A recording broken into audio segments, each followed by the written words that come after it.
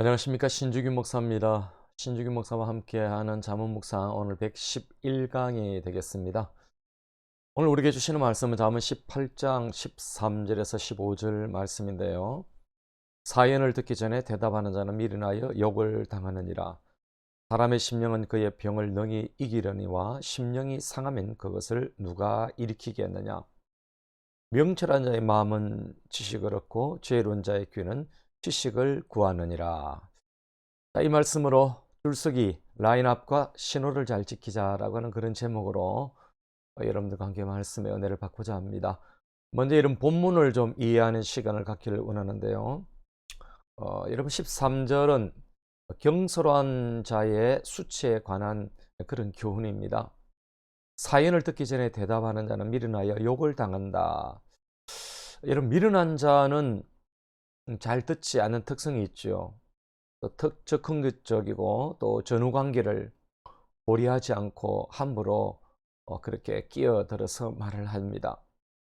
여러분, 이처럼 미련한 사람은 종종 상대방의 생각보다는 자신의 생각에 너무 집착하여서 타인의 말을 다 듣기 전에 말을 끊고 자신의 견해만을 주장합니다.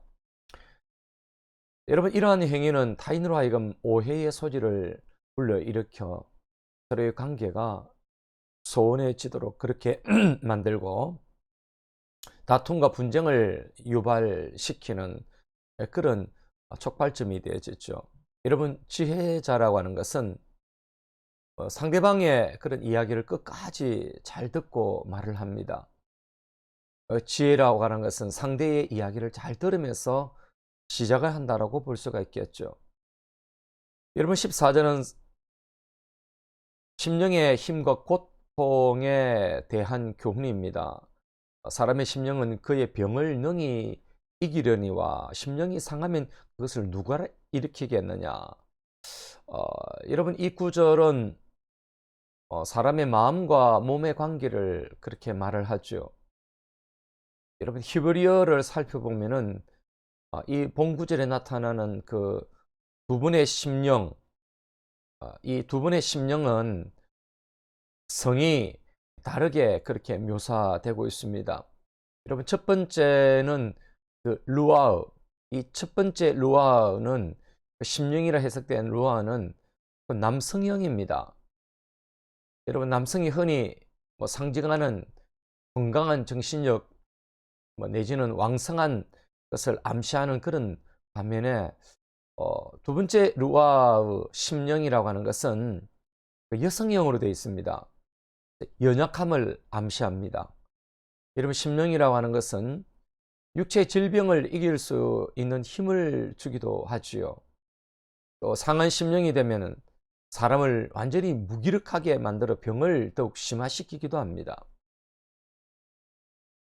마음의 기세는 어떤 병도 이길 수 있는 힘을 가지고 있기도 합니다. 그러나 기세가 끊긴다고 한다면은, 기세가 다 꺾여버리면은 여러분, 그것을 대체할 길은 없는 것이죠.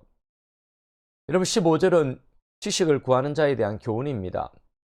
명철한 자의 마음은 지식을 얻고 지혜로운 자의 귀는 지식을 구하느니라, 그렇게 말씀하고 있습니다. 여러분, 여기서 구한다라고 하는 이 히브리어는 찾다, 요구하다 이런 뜻이 되겠습니다. 어, 여러분, 이 본절은 15절은 지식으로 시작해서 지식으로 끝을 맺고 있죠. 이 지식의 반복, 마음과 귀의 병행을 통해서 지혜로운 자가 온전한 지식을 얻는 방법을 그렇게 강조하고 있는 것입니다.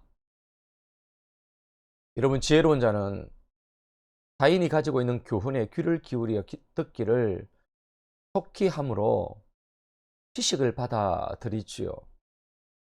귀로 받아들인 그 지식을 마음으로 분별하여서 온전한 지식을 소유하게 되는 것입니다. 이렇게 소유한 참된 지식은 자신의 세상 경험에 근거한 지식이 얼마나 보잘것없는가를 알 때 얻어질 수 있지 않겠습니까? 이처럼 여러분, 지혜자는 마음과 귀를 기울여서 지식을 더해 나가고자 하는 것이죠. 자, 이 말씀으로 세 가지로 적용을 하기를 원합니다. 첫째는 대화에도 라인업, 줄서기를 하자라고 하는 것입니다. 여러분, 우리나라의 K 문화가 요즘은 뭐 세계적으로 유명하지 않습니까? 외국인들도 부러워하고 뭐 칭찬하는 것 중에 하나가, K 문화 중에 하나가 바로 라인업입니다. 줄서기입니다. 공공장소에서 줄서기. 여러분, 줄을 쓴다라고 하는 것은 질서를 지킨다는 것 아니겠습니까? 이 라인업을 함으로 누군가의 불이익을 당하지 않게 하는 것입니다. 그런데 여러분, 라인업이 되지 못하는 것이 있으니 뭐 성질이 급해서 대화 중에 끼어들어서 상대방의 말을 끊고 자신의 말을 하는 경우가 그런 것이 있죠. 여러분, 특별히 속 깊은 이야기를 할 때는 끝까지 상대방의 이야기를 들어줘야 하지 않겠습니까? 여러분, 상담에 있어서 아주 중요하게 여기는 것은 상담자가 내담자의 말을 끝까지 들어주는 것입니다. 어떤 경우에는 상담자가 몇 마디 하지 않았음에도 불구하고 내담자는 자신이 말하고 또 자신의 문제에 답을 찾고 가는 그런 그래서 감사하는 경우가 있는 것입니다. 우리 예수님은 전지하신 분으로서 모든 것을 알고 계시지요. 찾는 자들의 그런 이야기를 잘 듣고 위로하고 예수님은 격려하신 분 아니겠습니까? 때로는 여러분, 악한 자들의 이야기라도 라인업을 지켜서 끝까지 경청하시고 지혜롭게 대처해야만 하는 것입니다. 여러분, 상대방이 말할 때까지 듣고 기다려주는 미덕을 발휘해야 되겠죠. 여러분, 우리나라만은 끝까지 들어봐야 한다고 할 정도로 뭐 그렇게 우리가 말하지 않습니까? 그 정도로 우리가 동사가 뒤에 있는 것이죠. 우리나라는. 여러분, 누군가의 말에 중요한 동사는 뒤에 있을 수 있으니까 끝까지 들어줘야 합니다. 맞은편 도로에서 직진 푸른 신호등인데 내가 성급하게 진입하여 좌회전하면은 큰 사고를 일으킵니다. 여러분, 대화에도 상대방이 푸른 신호등일 때는 기다려주고 내 푸른 신호등에 진입하는 것이 안전하지 않겠습니까? 야고보서 1장 19절에 이렇게 말씀하십니다. 내 사랑하는 형제들아, 너희가 알지니 사람마다 듣기는 속히 하고 말하기는 더디하며 성내기도 더디하라. 여러분, 그렇습니다. 여러분, 한 주간의 삶에 하나하나씩 그렇게 실천하면 좋겠습니다. 두 번째는 심령이 강한 자가 되자라고 하는 것입니다. 여러분, 심령이 강한다라고 하는 것은 오늘날의 용어로 심령이 상한다, 마음이 상한다라고 하는 것은 스트레스를 말합니다. 이런 마음의 스트레스는 만병의 원인이라고 그렇게 하지 않습니까? 사람의 심령이 상하면은, 이 로아가 상하면은 의지가 꺾인 것이나 또 생명을 상실한 것, 혹은 절망이나 감정적인 그런 상처를 받은 것을 의미한다라고 볼 수 있지 않겠습니까? 여러분, 이처럼 심령이 상처를 받으면은 육체가 아무리 건강해도 시간이 지나면은 육체도 상하게 되는 것입니다. 오늘날 현대인들의 스트레스가 뭡니까? 뭐 여러 가지 있겠습니다만 불면증, 두통, 위장장애, 심장병 등 수많은 병의 원인이 바로 이 스트레스에 있지 않겠습니까? 여러분, 육체는 상했을지라도 심령이 건강한 자는 회복되기 쉽죠. 그러나 심령이 상한 자는 육체가 건강할지라도 회복하기 매우 어렵다는 이야기를 합니다. 여러분, 그래서 심령의 근력 키우기를 해야 하는 것입니다. 성령님을 의지하고 믿음으로 담대함을 가지는 것입니다.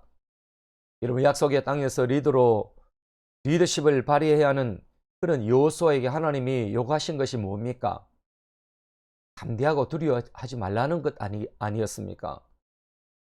여러분, 심령의 담력을 키워서 가라는 겁니다. 이유가 뭡니까? 하나님이 함께 하시기 때문이라는 겁니다. 여러분, 여기에 심령의 근력을 키우는 비법이 있는 것입니다. 주님이 함께 계시니까 믿음의 근력으로 스트레스를 몰아내어야 하는 것입니다. 여러분, 세 번째는 지식을 구하는 지혜로운 자가 되자라고 하는 것입니다. 그럼 가끔 여러분 탈북민들의 그런 유튜브 방송을 보면은 탈북을 해서 남한에 뭐 혈혈단신으로 거하지만은 이분들은 몇 년이 되지 않아서 사회에서 성공한 사람으로 뭐 인정받는 분들도 그렇게 나옵니다.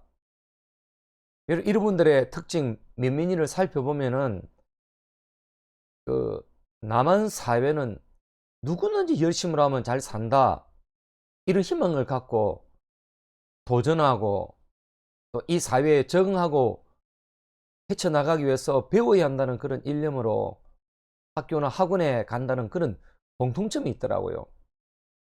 여러분, 단시간이지만은 배움을 통해서 남한 사람들을 추월하는 자들이 많습니다. 여러분, 우리 주위에는 배우려는 그런 좀 마음만 먹으면은 얼마든지 배울 수 있는 그런 환경과 시스템이 우리 사회는 갖고 있지 않습니까?